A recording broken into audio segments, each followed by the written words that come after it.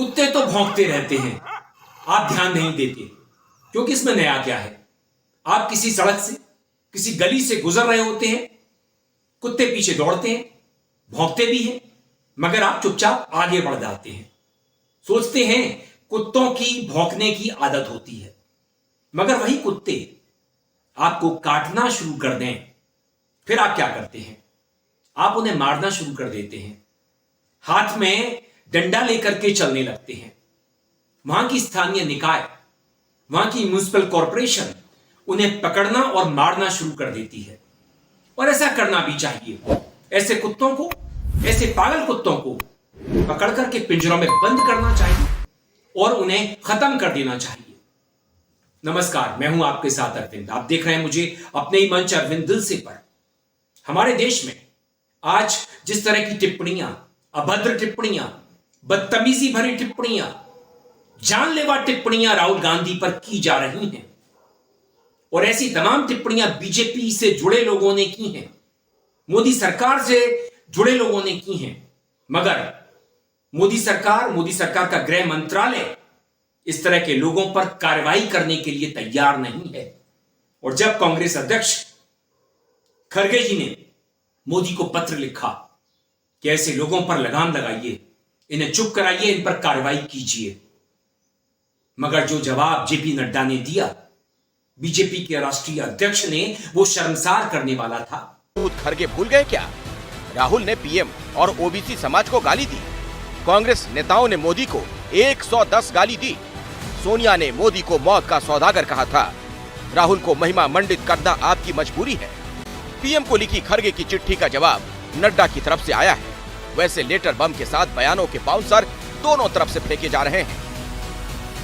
देश की अपने आप को सबसे बड़ी पार्टी कहने वाले, अपने आप को अध्यक्ष मानने वाले नड्डा जी ने जिस तरह की चिट्ठी लिखी, उस चिट्ठी को देख के कहीं से नहीं लगता कि वो एक राष्ट्रीय अध्यक्ष हैं, एक राष्ट्रीय पार्टी के। एक व्हाट्सएप यूनिवर्सिटी क्या स्टूडेंट लगते हैं। तमाम तरह के झूठ उसमें परोसे गए हैं। ये क्या लगता है नड्डा जी को कि ये अध्यक्ष की भाषा है? मोदी जी का अपमान करते थे, किसके इशारे पे हो रहा था भाई, ये भी तय कर दें। पॉलिटिकल इंटॉलरेंस का आप जो है वो एक वो चला देंगे, क्रम चला देंगे, तो इस तरह की चीजें अगर आपको दिखाई पड़ेगी तो आपको ये ध्यान देना होगा कि आपने शुरुआत क्यों ऐसी गंदी की थी। इतना घटिया जवाब किसी सरकार का मैंने नहीं देखा। 100 साल बाद अगर ये जवाब किसी आर्काइव में रखा होगा, इतिहास में दर्ज होगा, और तब के लोग इसे पढ़ेंगे, तो बीजेपी को कहेंगे तुम्हें शर्म आनी चाहिए थी कि तुम जिन संस्कारों और परंपराओं की बात करते हो और इस तरह का जवाब देते हो। गिरा हुआ जवाब, घटिया जवाब, निम्न स्तर का जवाब, राहुल को फेल्ड प्रोडक्ट बताते हो।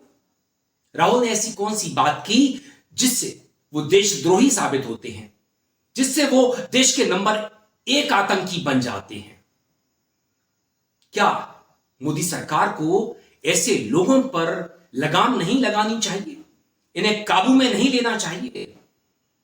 क्योंकि जिस तरह की भाषा का उपयोग ये कर रहे हैं, अगर कोई गॉडसे पैदा हो गया तो वो राहुल की जान ले लेगा।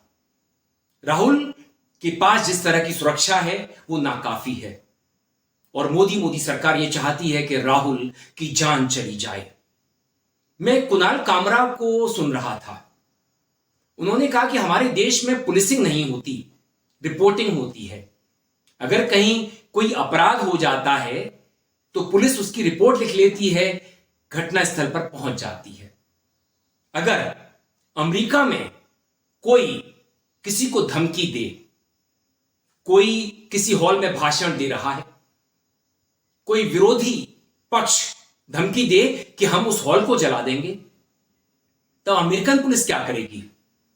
वो धमकी देने वालों के घर जाएगी, और अगर वहां पर कहीं माचिस पड़ी होगी तो माचिस को उठाएगी, और जो धमकी देने वाले लोग हैं उनको भी पकड़ेगी, गिरफ्तार करेगी और लॉकअप में डाल देगी। तो इसे कहते हैं पुलिसिंग। भारत में पुलिसिंग नहीं होती, जैसा कि कुणाल ने कहा। भारत में रिपोर्टिंग होती है।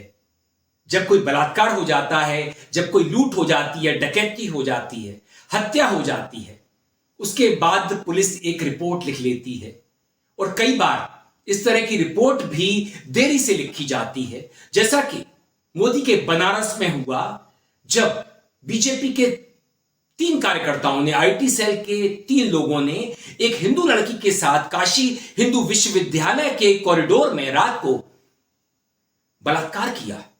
तीनों का कुछ नहीं बिगड़ा, 2 महीने तक वो छुट्टा घूमते रहे, खुले में घूमते रहे। मध्य प्रदेश में बीजेपी का विधानसभा चुनाव लड़वाते रहे, उसका प्रचार करते रहे और जब कोर्ट ने डंडा किया तब जाकर के तीनों की गिरफ्तारी हुई।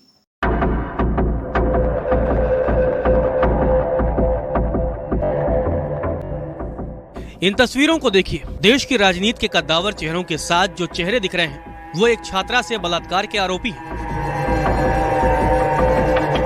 पुलिस ने आईआईटी बीएचयू की छात्रा से दुष्कर्म के मामले में आरोपियों को गिरफ्तार कर जेल भेज दिया है। तीनों आरोपियों के नाम कुणाल पांडे, सक्षम पटेल और अभिषेक चौहान है।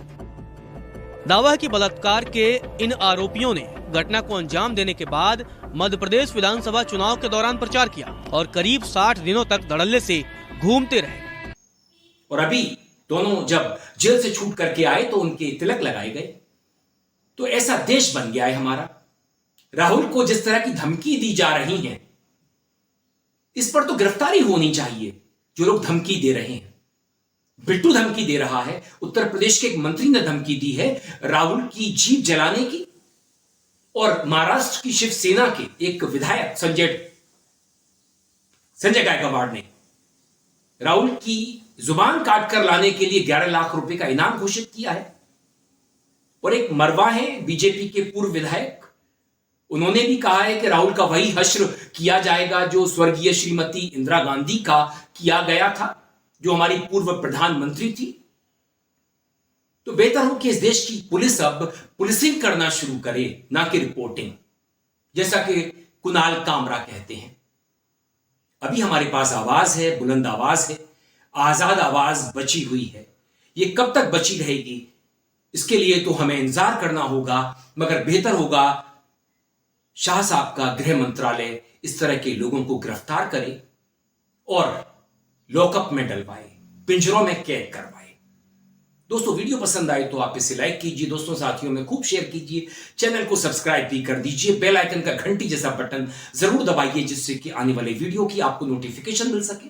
आपकी प्रतिक्रियाओं का मुझे इंतजार रहेगा। मेल आईडी और कमेंट बॉक्स में जरूर कीजिएगा। मैं था आपके साथ अरविंद।